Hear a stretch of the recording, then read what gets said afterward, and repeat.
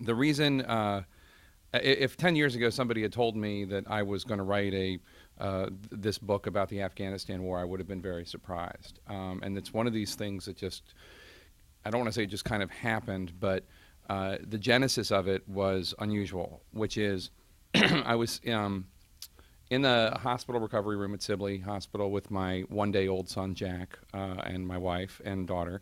And out of the corner of my eye in the hospital, there was a report about this combat outpost in Afghanistan, combat outpost kitting that I'd never heard of.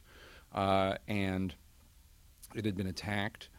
53 U.S. troops had been attacked by about 400 Taliban. And as I was holding my son, I heard about 8 other sons taken from this world. And there was something poignant about that moment for me that just grabbed hold, although I didn't realize it at the time. I wanted to know why anybody would put an outpost in this very vulnerable place at the bottom of 3 steep mountains, 14 miles from the Pakistan border. I wanted to know who these 8 men were. I wanted to know what it was like for a small group of American soldiers to face this seemingly insurmountable enemy force in this very precarious place.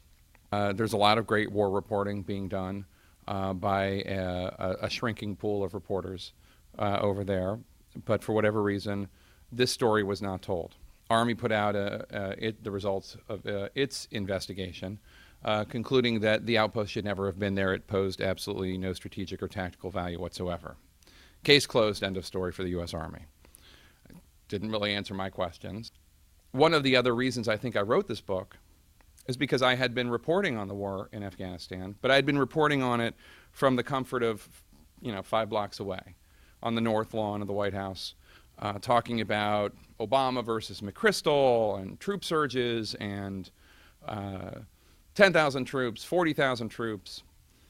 For some reason, the story of the 8 men who died that day, or the 2 men who died, Tom Bostic and Ryan Fritchie, in the Battle of Surat-Kolay, or any other incident, for some reason that meant more to me. 1 person, 2 people, 8 people. And in retrospect, I came to think of those numbers that I used to bat around on the North Lawn of the White House in front of the viewers of World News or Good Morning America as cold. Looking back, I'm kind of a little disgusted with the flippant way I reported those numbers. It's terrifying to be there. It's not fun. And the year where I basically from 2010 when I took on this project until 2011 when I went there, not with President Obama, but actually went there, embedded. That was a year-long lobbying project of my wife that I was, I'm going to have to do this, right? I'm going to have to go over there. I'm going to have to. Well, I don't know why you have to go over there. You already went there with President Obama. It's not the same thing. I didn't leave the base. I was, and just that sense of dread. While nothing compared to what our troops go through, was certainly a tangible reminder of just the dread that is part of everyday life for members of the military and their spouses. And I think probably after going through it in retrospect, I probably beefed up some of the home sections a little bit to write a little bit more about the wives and the husbands and the children and the moms. What it is that this country has been subjecting so many incredible men and women to over there. The toughest decision I had, there were 2 very difficult decisions I faced among many difficult decisions, but the 2 most difficult I faced when writing this book was how graphic should I be when I describe the violence? Because it's something that in addition to not really covering the war so much anymore, the media also, when we do cover it, we tend to sanitize things. It's a way that other countries do not cover their wars, but we in this country do.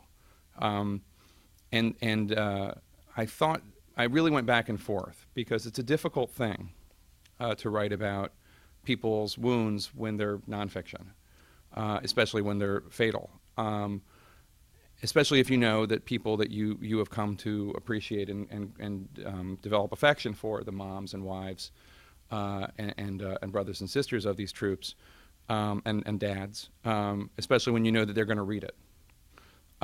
Ultimately, what I decided to do was to, and I'm not going to read it any graphic thing tonight, so don't worry about that. But ultimately, what I decided to do was to tell the truth and not to be gratuitous and to hold back details when they didn't necessarily add anything to the understanding of the story. Joe Fenty was the kind of guy who always cared about his troops, always asked how they were doing. He could have, there's a one, Ross Burkoff, who I told you about, the intelligence officer. He had 2 days before Lieutenant Colonel Fenty was killed in a helicopter crash.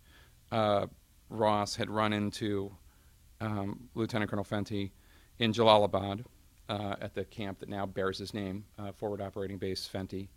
You might have heard about it. It was attacked by 8 Taliban suicide bombers earlier this week. And this is not the part I was planning on reading to you, but it illustrates the kind of man Joe Fenty was. Burkoff thought, this is after Joe Fenty was killed in this helicopter crash, along with 9 other Americans, in the deadliest day for U.S. troops in 2006, which I did not even remember hearing about when I wrote about this book when I first started. I did not even remember hearing about this helicopter crash that was the deadliest day for U.S. troops in that year. Ross Burkoff thought about one of his last conversations with Fenty. 2 days before, he had seen him at Jalalabad just returning from the field. Fenty had looked spent.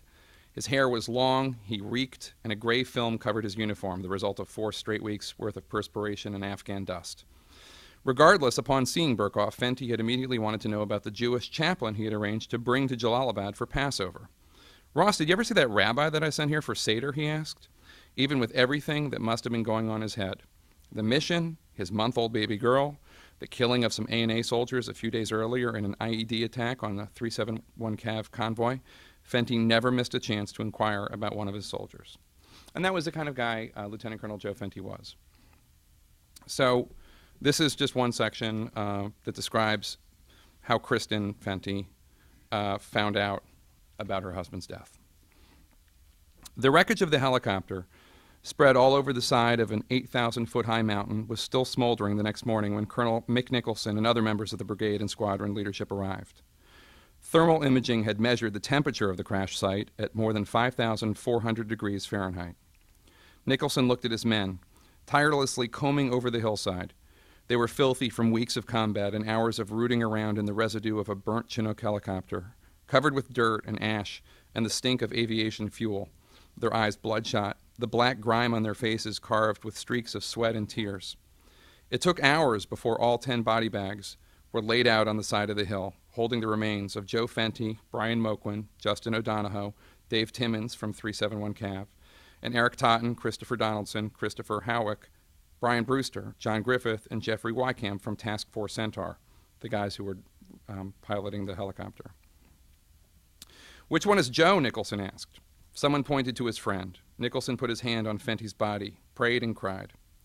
From a nearby mountaintop, Major Timmons phoned his wife Gretchen on his satellite phone. He was choking up. Nicholson had given Timmons permission to violate protocol and tell Gretchen about Joe Fenty's death in order to get her to Kristen Fenty's side as soon as possible. Military spouses were required to fill out family readiness group forms on which they listed their closest friends. Gretchen Timmons was one of Kristen's contacts. "We've had a terrible accident," Timmons informed his wife through tears. "Joe's dead. He told her that he needed her to be strong. He needed her help." Gretchen was staying with their 2 small children at Timmons' parents' house in Mechanicsburg, Pennsylvania. They'd just returned from Walt Disney World in Orlando, Florida. It was the middle of the night. Timmons told his wife that she needed to get back home to Fort Drum as soon as possible. She had to be there for Kristen. Early the next morning, Gretchen jumped into her car with her kids and her mother-in-law and drove the 5 hours to Fort Drum. After dropping off her family at home, she headed over to the Fentys. She was shaking as she rang the doorbell. Kristen answered the door cheerily, holding her month-old baby girl, Lauren. She was surprised to see Gretchen there. She knew she was supposed to be helping her in-laws with a yard sale in Pennsylvania and then going to a wedding. "What's up?" Kristen asked, friendly, happy. Gretchen was stunned. Kristen didn't know. I don't know. Hey," Gretchen fumbled. They were close friends, so Gretchen made up an excuse about needing to have some time away from her family after their vacation, and the two women spent the rest of the day together. Kristen was putting together care packages for her husband, placing toiletries, snacks, and some athletic gear, elbow pads, and jockstraps in boxes that would never reach their intended recipient. Gretchen seemed distracted. She wouldn't look Kristen in the eye. She picked up a pen and doodled on a notepad. At one point, Gretchen herself began to wonder if the conversation with her husband the night before had ever really happened, or if she had just dreamt it. They took care of the baby, talked about their families, and drank some wine. No one came to the door to tell Kristen what Gretchen couldn't tell her, the information that it would be a violation of military protocol for her to share with her friend. They watched cable news. A helicopter had gone down in Afghanistan, and all 10 soldiers aboard had been killed. A U.S. military spokesman said that the crash had not been the result of an enemy attack. Gretchen kept her mouth shut. Kristen began to suspect something, so she called the rear detachment commander to find out more about the helicopter crash. His wife answered. She seemed hesitant to talk, but Kristen still wouldn't let herself make the leap. Around midnight, Gretchen left Kristen's house, drove home, and woke up her mother-in-law. She still doesn't know, she told her. Gretchen Timmons got up early the next morning before 7 and went over to Kristen's again. Kristen was in her pajamas, holding Lauren when she answered the door. She still didn't know. "Hey, how are you doing? I got biscotti, but I don't have any coffee," Gretchen explained. Now, for Kristen, that didn't add up. Gretchen never forgot anything. And while having coffee with a friend before 7 wasn't that unusual for military wives, Gretchen always hit the gym first thing in the morning. But again, Kristen pushed her suspicions away, figuring her friend was nervous about the news of the crash. She let her in. A pot was already brewing. Official notification had been delayed because the recovery and identification of the men's bodies had taken some time.